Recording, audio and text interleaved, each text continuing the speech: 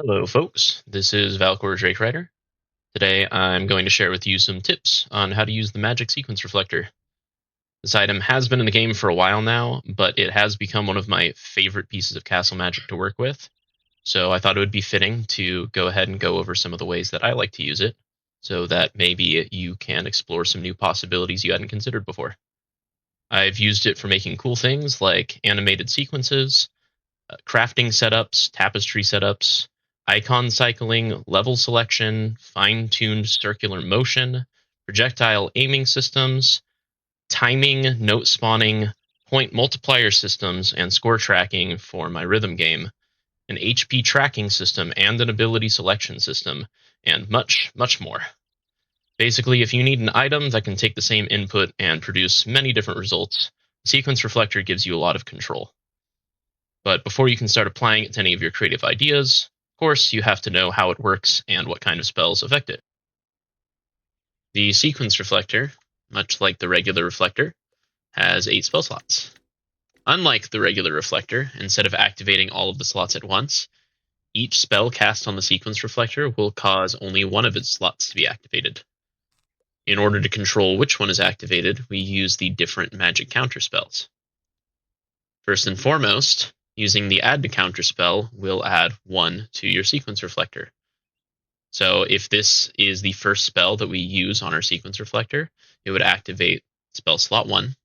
And then if we used add to counter yet again, we would activate spell slot 2, and again would activate 3, and so on all the way to 8. After spell slot 8, we would go straight back to spell slot 1. The activate reflector spell does the same thing as the add to counter spell. So for the sake of clarity, I'm going to be using the add to counter spell. Just know that you can use the activate reflector spell. Subtract from counter does the exact opposite of add to counter. You will end up subtracting 1 from wherever you last were on the sequence reflector. So if I use that as the first spell, I will actually go back to slot 8 and activate that first.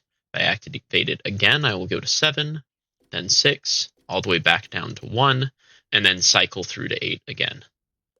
Now let's say I already added to my sequence reflector, and I recently activated slot 4, you can use them in conjunction. So if I then use subtract, I would go down to slot 3.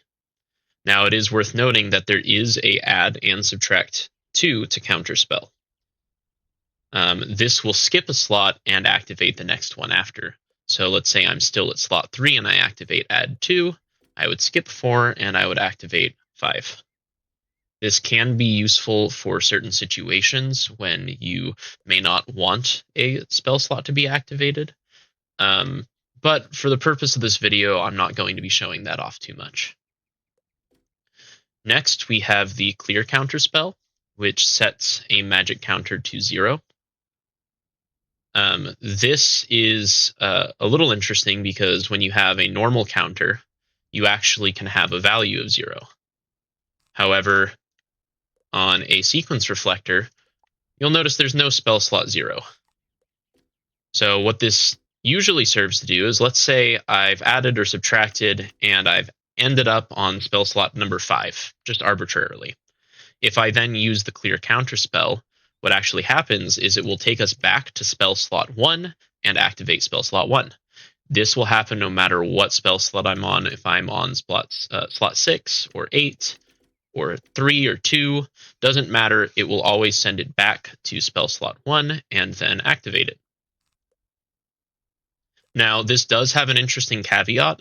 If you activate the clear counter spell as the first spell that touches this magic sequence reflector in the house, it will actually cause it to stay in a 0 state. Like I said before, when you add the first time, it will go to slot 1. When you subtract the first time, it will go to slot 8. So it kind of implies that when you load into the house, the sequence reflector is in this 0 state. Interestingly, if you use clear counter first, before any other counter spells on your sequence reflector, it will activate the first spell in the sequence reflector, but it will act like it's still in that 0 state.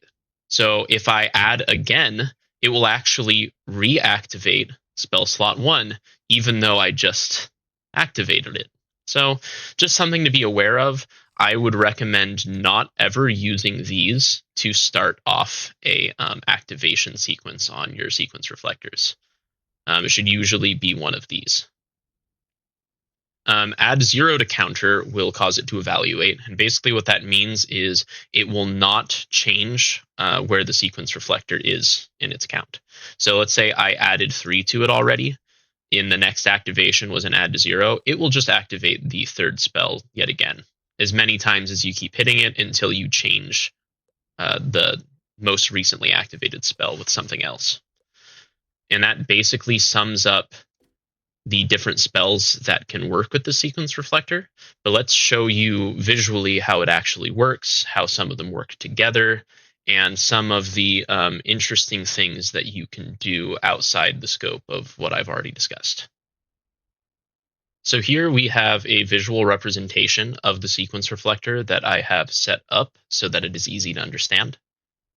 Each of the banners on the wall represent one of the 8 spell slots. So you can see we have 8 total banners and 8 total spell slots. So going left to right, we have 1, 2, 3, 4, 5, 6, 7, 8. Now, this button will add to our sequence reflector, and the button on the right will subtract from it. So just to show you what I was talking about before, when we load into the house for the first time, adding 1 will bring us to slot number 1, and subtracting will bring us to slot number 8, just to kind of show you the existence of this 0 state. You can also see kind of what I was talking about, where each one gets activated one after the other, and then cycles when you reach the end. Same thing when you subtract. It cycles when you reach the end. So just to kind of show you what I was talking about with the clear counter spell, we're going to replace the subtraction, and instead we're going to put in our clear spell. So you can kind of see what's going on with that. If I activate the addition, I can go anywhere on this, and you'll see if I activate the clear counter, it'll go back to 1, and then we can resume all over again. Doesn't matter where I'm at, it will always go back to 1. Now, the exception to this is, again, if I load into the beginning of the house and I activate this clear counter, it's going to seem like everything's fine. That should mean that we're now on spell slot 1. So if we activate our add spell, we should go to spell slot 2. But you'll notice spell slot 1 activates again. Now we are actually on 1 and able to progress. This can be a little bit confusing, so in my experience, it's best to not play with starting your house with the clear counter spells. I know sometimes it might make sense to you to start on slot 1 by using it, but you aren't able to really do that. So just try to avoid it. Then, of course, like I said before, we can clear out this set magic counter to 0. If we throw in the evaluate counter spell, you can see that whatever spell slot I set this to, I'm then able to go over here and continuously reactivate that. So that gives you a general idea of how it works, but there's another piece of interesting information to know about the sequence reflector itself. So first of all, so you have an understanding of how I have this set up before I get into the sequence reflector itself. Let's talk about these buttons and what exactly they're doing and how I'm producing this. This will be relevant later as well, because I'm going to show you guys a practical example of how to use a similar setup. So just bear with me. We're going to bring this back to subtract, actually, just so that we're kind of where we started. So what you'll see is when I activate my add, I'm actually activating this reflector first. This is doing 2 things and only 2 things. It's activating this reflector, and then, order is very important, it's adding 1 to the sequence reflector. Now, this sequence reflector is growing all of the banners. So if I didn't have anything resetting the banners, they would all just grow infinitely every time I activated them. The way that we make this system so that we can continuously activate it and see the same effect, where only one is grown a single time, is we first, every single time we go to add or subtract or do anything to the sequence reflector, before we do that, we're restoring those banners, which will bring their size back to the original size you set them at. Just to show you that the order does matter, if I instead activate the reset first and then the growth in my reflector, you'll notice that nothing is happening. Nothing at all is happening. But let's say, just to prove that I am on spell slot 3 after 3 activations right now, you can see when I subtract, I'll go down to 2. And that does work because I didn't change the order in this one. So, very important thing. We'll get to spell order later, but that kind of goes over how I'm able to create a visual representation of this. Now, let's say, instead of having all 8 slots, let's say I don't want to have 8 banners or 8 effects. I only want, let's say, 4. So what we can go and do is we can actually go into a different sequence reflector. We're going to go ahead and go ahead and replace the old sequence reflector with this one. And you can see that we have the first 4 banners targeted. And let's say, let's move this one away. Let's instead place this one over there. And we'll go into our reflectors, and we'll change the targets so that we're adding to and we're subtracting from that one. So effectively, this is now our sequence reflector. So what you're going to see here is that now, instead of having 8, when I get to 4, it's going to cycle back to 1. Simple enough, right? And similarly, if I subtract, instead of going to 8, it'll now go to 4. So sequence reflectors are really cool in that, yes, you can cycle from 8 to 1 and 1 to 8, but if you have those slots empty, you'll actually only cycle up to the point that you have targeted. However, some of you may have noticed in your own use of magic sequence reflectors that this is sometimes not the case. And if you've had trouble with that or don't understand it properly, here's some clarification for you. So let's say that I'm playing around with this sequence reflector for a while, and in the end I decide, actually, I only want 3 effects. So I'm only going to do the first 3 banners.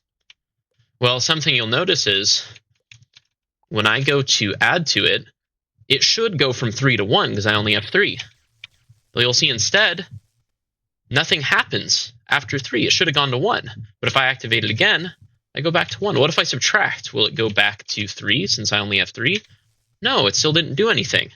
And that's because it's actually on 4 still. The important thing that you need to take into consideration is if anything is targeted in that spell slot, even if there's no spell in it, if anything is targeted, it will count as a location. So it will actually still be part of the adding and subtracting sequence. This can actually be very useful, because if you want a blank slot, let's say I don't want anything to happen just on the 4th time, but I want something to happen on the 5th. I can actually leave that targeted to the 4th spell slot and then go straight for my 5th. And I can grow that. So now what you'll see is we'll go 1, 2, 3. We'll skip the 4th, but then we'll go to 5. And if we go backwards, skip the 4th again, but then we will go to 3, 2, 1. So that is a cool way that you can kind of add some blanks in if you want, but it's also something you have to catch. Because if you run into that issue, you might find it somewhat annoying to deal with. One of the ways that you can counteract that, so unfortunately in your sequence reflector, you actually can't remove a target. You have to select something else. So if you're not willing to pick up the target and blank it out, most of the time the best solution is just to pick up your sequence reflector, place it back down, and retarget everything. If you don't want to do that, there is a solution. This only works for if you're only ascending, not descending with subtractions.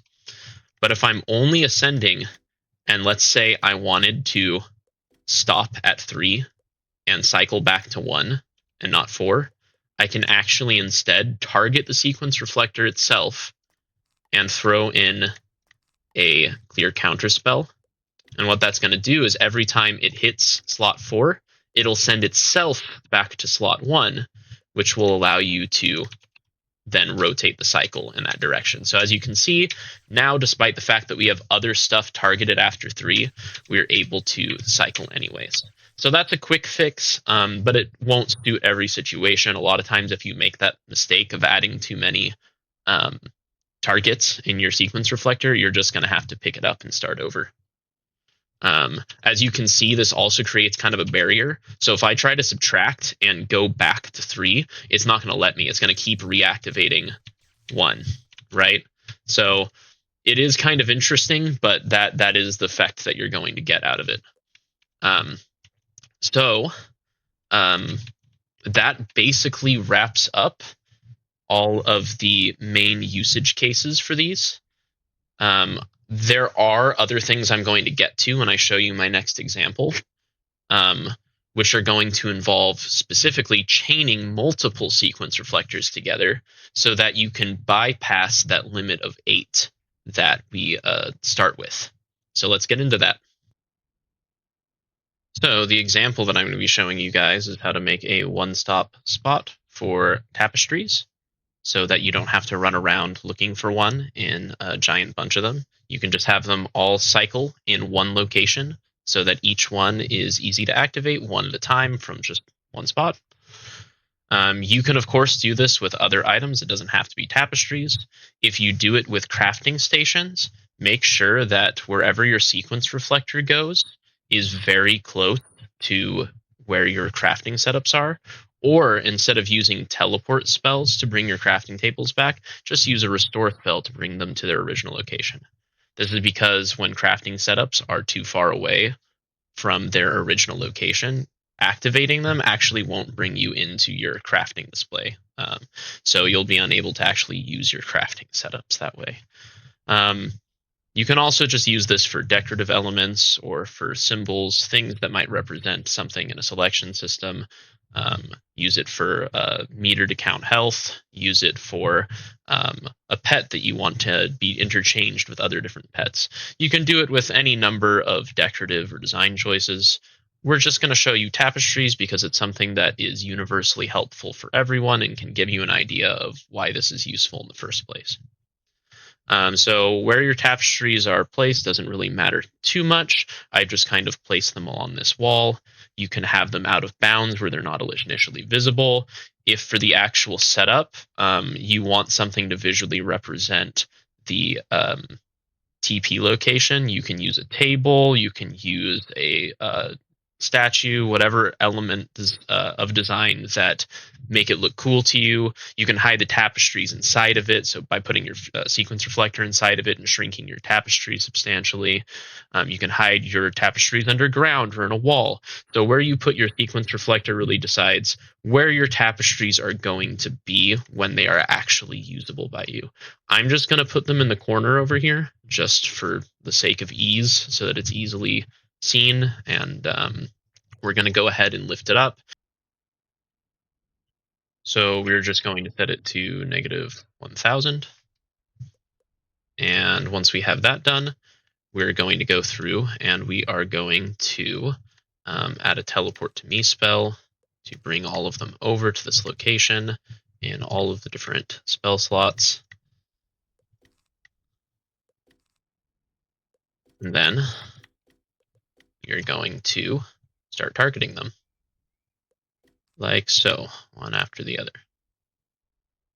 So now that we have all of them targeting, we're going to get this a little bit further cleaned up, because you'll see, which I'm going to trigger this with a jump detector. You can use what you like. You can use buttons. I just don't like the X prompt getting in the way of the tapestries, so it's a little bit easier to use the jump detector. You can use a sign that says jump on it, which can give people the idea that that's how they use it. That's usually helpful. So we're going to go ahead and, like before, we're not going to directly target our sequence reflector, because let's say that we immediately said, let's add to our sequence reflector and start cycling. What you're going to see is, oh, it works great for the first one, but then they start overlapping, and now you can see all of the tapestries are right on top of each other, and it's going to be very difficult to get to the one that we actually want to use. So what we're going to do instead is we're going to make sure that, like with our setup over there, we have everything reset first. So we're going to need another reflector. So you can do a couple of different things here. We're going to have this one, like before, activate something else that's going to reset the rest of those. And then after that, we're going to have it add to our sequence reflector. So we'll have this one activate a new reflector. And you have two choices that you can really do here. I highly recommend not using visibility and invisibility. There is a delay between casting an invisibility spell and turning it invisible, and the prompt for teleporting with the tapestries or anything else that has a prompt for that matter will linger about a little bit, which can make it kind of annoying. It's not as instantaneous and efficient. So highly recommend for all of this using teleportation spells or restore spells. So if you have all of your tapestries out of bounds, it's a great time to use restore spells. You can just put a restore location spell in each of these. So we can restore object on all 8 spell slots and target all 8 of these. And it's going to work out really nicely if they're out of bounds, because the player won't see them go back over there. So now they're out of the way, don't have to worry about them.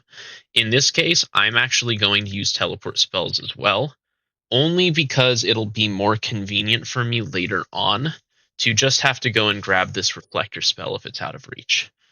It just makes things a little bit easier for me, but you can set it up the other way if you want to as well. So I'm going to go ahead and I'm going to throw in another 8 teleport target object here spells. And this reflector is going to represent the reset where we get all of these out of the way. So let me go through and target these. All right, now that we have everything targeted, we're going to go ahead and we're going to move this out of bounds. Now, normally I would just have you do something like sink it underground or throw it off to the side. But in this case, I'm just going to move it off to the side so that we can mess with it again later, because I'm going to be expanding this in just a little bit. So throw it out of bounds somewhere where the player can't see it, because we don't want them to see the banner, or the tapestry rather, unless it is over here. So now that everything's hooked up, if I go ahead and I jump, you'll see all of the other ones, well, disappear out of bounds, let's just say, and we're left with only one. If we do it again, we cycle through. And that's because every one of them is being teleported to the location that's away. And then, and only then, does the sequence reflector teleport one of them back over here. And it does that in order. So now we're able to access all of these different tapestries in one convenient location, and that will be pretty useful. Now, of course, what if you have more than 8 tapestries? What if you have more than 8 decorative items? What if you need more slots that you want to cycle through? That's where we get into sequence reflector chaining. And chaining is really cool and really useful because a lot of times you do want a larger sequence of events to happen. So we're going to go ahead and we're going to change a couple of things that we've been doing. We're going to, first of all, throw out some more tapestries here, which is why I've got just a few more on me. So this will be number 9. This will be number 10, 11. And we're just going to do a few more just to give you an idea of what's going on. So we only have 8 slots in our sequence reflector. So what do we do? How do we deal with that? Well, naturally, we add another sequence reflector. So we'll just throw this one roughly in the same position. Perhaps we will put it just a unit higher. That way it doesn't get mixed up with our original one. We can't have them in the same location, unfortunately. So we'll go ahead and we'll put it at negative 999 instead of negative 1,000. You can now see that we're able to target it as a separate location. So what do? How do we make it so that these are connected to the same setup? So we actually have to remove some spells from our first one, very importantly. So if I go in and I remove slot number 8 and I remove slot number 7, it'll actually be quite well set up. With both of these, you're going to want to target your next sequence reflector. Now in slot number 7, you're going to put an add to counter spell. So now every time you go to 7, it's actually going to add 1 to that, to your next sequence reflector, that is. If you go to 8, we're going to have a subtract spell, which of course still targeting itself is what you want it to be. Because when it targets itself with that 8th slot, what's going to happen is you're going to go to 7, it's going to add to the next one. When you get to 8, it's going to subtract from itself, which brings it back down to 7, which will add to that again. So now, in a way, every time you add to this, slot 7 is going to keep adding to the next one. That's kind of how you can chain them together, at least just for adding, going in one direction. So now you can go ahead and continue the sequence. Now you'll remember we left off on number 6, so now we have to start at 7, and we got to go ahead and get more of those teleport spells. And then number 8. And then number 9. And then 10 and 11. Now, what do? We want it to keep cycling through, so how do we accomplish that? Now, you remember before, you don't actually have to use all of the slots. So all we're going to do in slot number 6 is we're going to throw in a clear counter spell. We're going to target the first sequence reflector. What's going to happen is that's going to set your first sequence reflector back to 1. So it's going to go to your Bizarre Tapestry again as slot number 1. And then when you start adding again, your first sequence reflector will go up as normal. Now when it gets to number 7 again, it will add to the next one, which will loop it from slot number 6 back to slot number 1, since we don't have anything in 7 and 8. So I'll show you this in effect just to show you it works now that we have all of these in other locations. The only thing that we also need to add is we need to add another reflector over here so that we can get rid of the rest of the tapestries now that we have more in between. So let's just go ahead and we'll have to add back in the 8th tapestry, which is okay. And we'll just add 3 more, all the way up to our 11th tapestry. Forgot to rotate our friend over here. 15 is what we want. All right, now we should have the desired effect. So we have 1, 2, 3, 4, 5, 6, 7, 8, 9, 10, 11, and then all the way back to the 1. And you can see we can do this just about as much as we want, and it will always cycle. So let's say that I want to add even more tapestries, more than we can handle with just 2 sequence reflectors. Let's go ahead and add a few more, just so that we can accomplish that. Not sure if I have any duplicates here, but just for the sake of this demonstration, it won't matter too much. So let's just add another 4. We shouldn't be able to handle that with just 2 sequence reflectors. So we'll go ahead and we will add a 3rd. So we'll go ahead and we'll put this at the same height as the second one. But this time we'll just change the Y, so it's 1 more. That way they're all pretty close, but we can still easily distinguish between them, 1, 2, and 3. So in order to add the 3rd one into it, we actually have to do a few additional things. The first thing that is most important is we are accounting in this one for the fact that we are resetting the first sequence reflector to 0, or rather sending it back to 1. But what about the second sequence reflector? How do we deal with it? Because what we're going to end up having to do is the same way we did in the first one, where we use the slots 7 and 8 to chain the next one.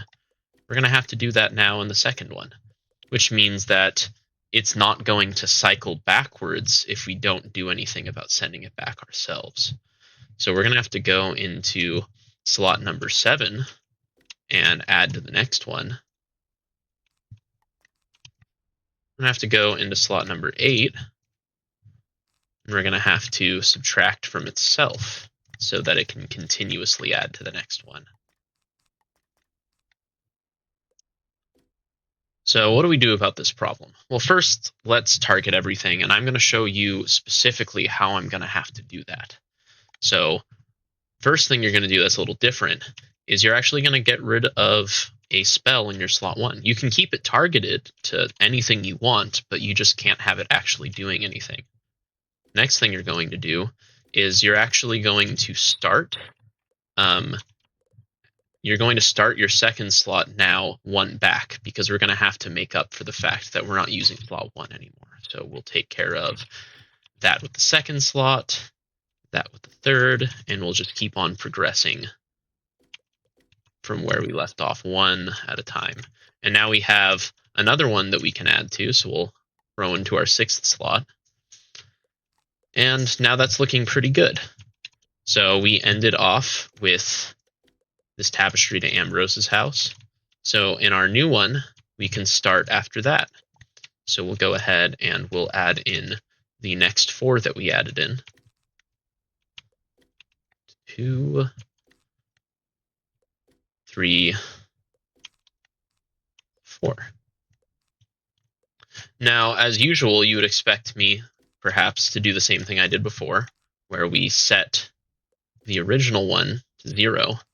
But that's actually not so, because now we need to set both of these back to 0 so that we have everything ascending once we go back through it again. So now we're going to have this new reflector here, and this guy here, the very last spot that we have, is going to target that.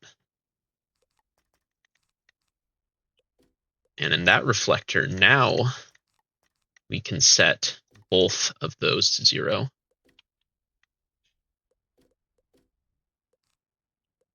But as it stands, this isn't actually functional.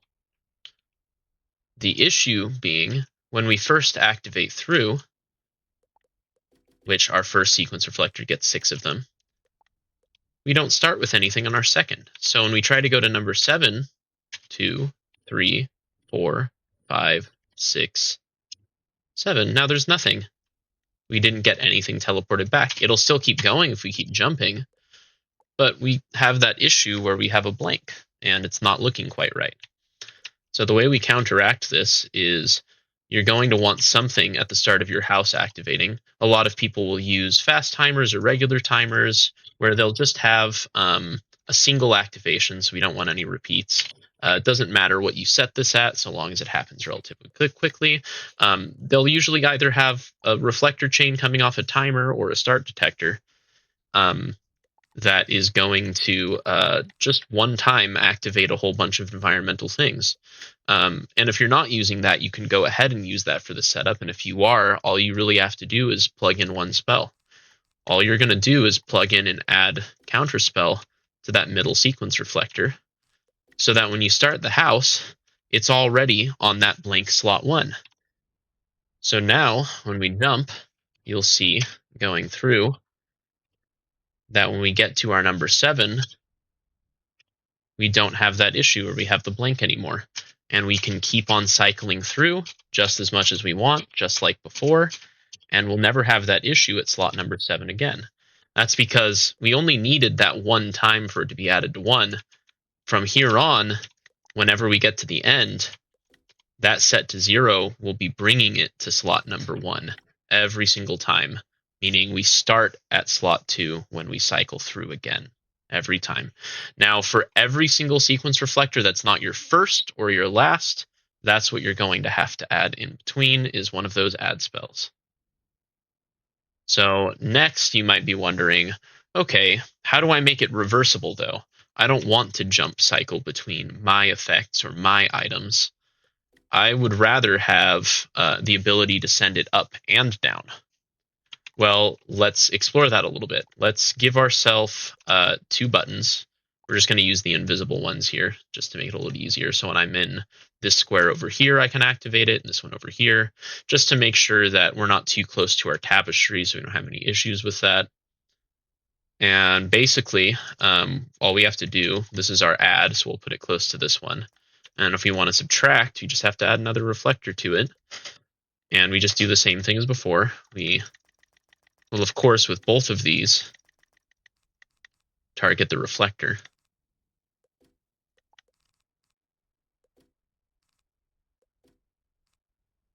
Of course, we want to activate the reflectors to teleport the tapestries away with this one as well. But then we want to subtract from our last reflector. So, in order to make this work, we actually need all 3 of them to be reversible in a chain with one another. The easiest way to get this set up is to make it so that the overall system doesn't cycle. And in most cases you do this, you probably don't want it to cycle anyways. So what that means is spell slot 1 on your first one, if you try to go down, instead of cycling back up to the top of your third one, it will just repeatedly activate number 1. And if you try to go over the last slot of your final sequence reflector, it's just going to cycle back down to where you were at. So at this point, we can actually get rid of what we were doing before with the add 1 at the beginning, and we can get rid of these this reflector that sets everything to 0 when we cycle through, because we're not going to be cycling through anymore. Now we're going to create a selection that lets you go one at a time, forward or backwards between all of these.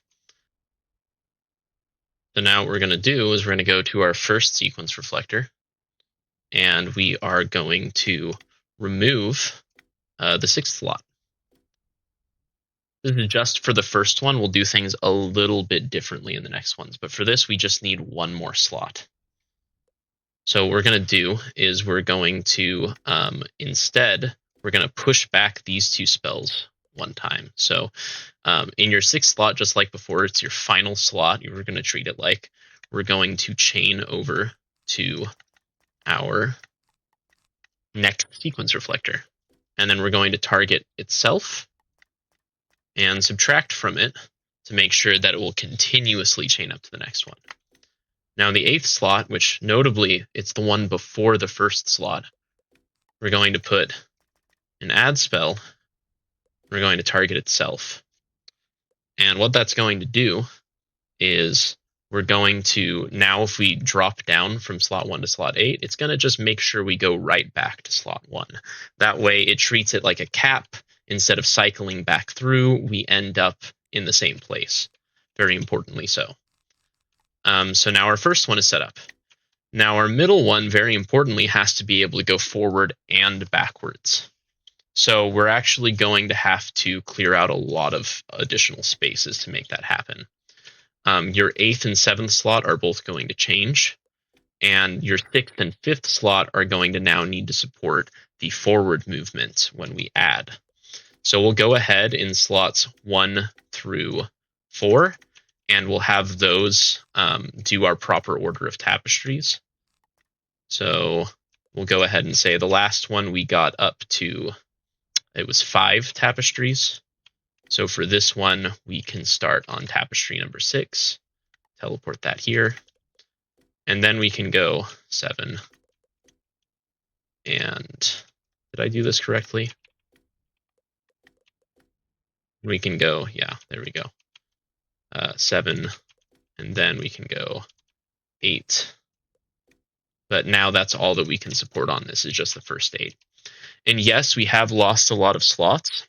We're now only getting 8 for each one, but that's the price that you have to pay to make it far more expandable past 8, is we lose a little bit of that space. So now the way that we get this to chain with everything else is, let's do it the normal way we did before going forward, where in the last slot, we go to the third sequence reflector, or the next one in the series, and we add to it. The one after that, we target itself, and we subtract to make sure that it will continuously add to the next one. Now we need to make it also reversible. That means if we're going down from one, it now needs to subtract from the first sequence reflector, the one before it. So we're going to throw in a subtraction spell, and then to make sure that it's always perpetuated, going to add to itself so that when it goes down, it goes back up and subtracts from the first sequence reflector.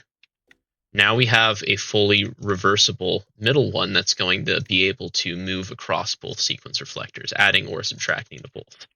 Now we left off at number 8, so our next sequence reflector is going to need to be able to cover the next 7 of them. You'll see, kind of like the first one took a certain amount of space, this one is not necessarily going to be able to cover all 7 of them. But we'll do as much as we can. Just remember, you can set up this third one like you set up the second one, and then just add a fourth afterwards if you want to keep going. But for now, let's go ahead and set it up. So just like before, with our first one, we are good for the first set of them that we have. So we know that for slots number 1, 2, 3, 4, 5, that we'll be able to cover ourselves. So in this case, we ended off on slot number 8 before, so we need to get Tapestry number 9, number 10, number 11, number 12, and we can get number, let me go to the right section here, that would help. We can get number 13 here, I believe is where we're at. Now what we're going to need to do is, just like before, we need to create a cap so that this one doesn't cycle. So on slot number 6, we're going to subtract from itself. It's going to send it back down to the previous one, making sure we can't cycle. And then we need to make sure that this is reversible so that when it's subtracted from, it goes back down to the middle one. So just like before, like we did with the middle one, we'll put a subtract spell in slot 8, target the previous, and in slot 7, we will add to itself so that it is able to return and repeatedly subtract from the previous one. So now that we have that all set up with our buttons, unfortunately, this will not be including the last couple of tapestries. We would need to add another sequence reflector from that, but let's go ahead and see how it can be reversible. So we'll start with the left side button, which adds, and you can see that we are ascending, and that when we get to the final one, that it will not move from it. However, if we subtract, we're able to go back in the other direction, and we are able to see that we can't keep subtracting past the first. But that is how we can create a setup where you can still keep going up and down. This is especially useful, again, for things like health systems or meters, perhaps a resource meter that shows how much you have of something, because ideally those things aren't generally going to loop. You'll be able to heal or take damage. You'll be able to recover a resource or use it up. Things of that sort really benefit from being able to plug in these 2 different inputs and go forward or backwards. But that is pretty much it for how you can chain things together. Again, you can throw in the evaluation spell. A circumstance that might require that is, let's say that your sequence reflector is switching between a type of ability that you have, and you want to be able to use that over and over again, almost like you're equipping that ability or that item. You would use the evaluate to stay on the same exact spell slot and just repeatedly activate it.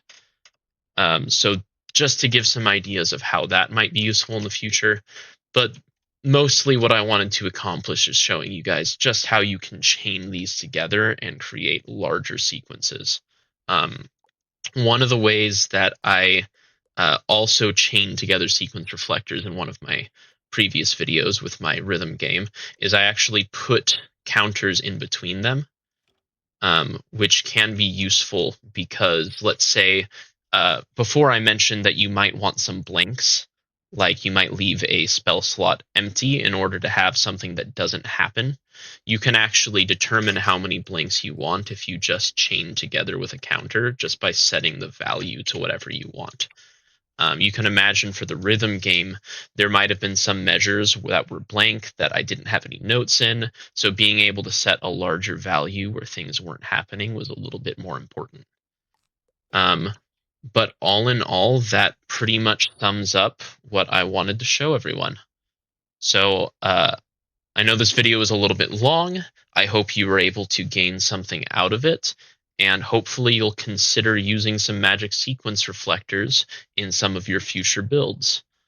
If you have any other questions about how to use them, applications of this, ideas that you might have, please feel free to ask. And if you have any other magic items or perhaps projects that you're curious about how to do them, want some other tutorial videos, feel free to suggest them. So have a good one. Thanks for watching, and I'll see you next time.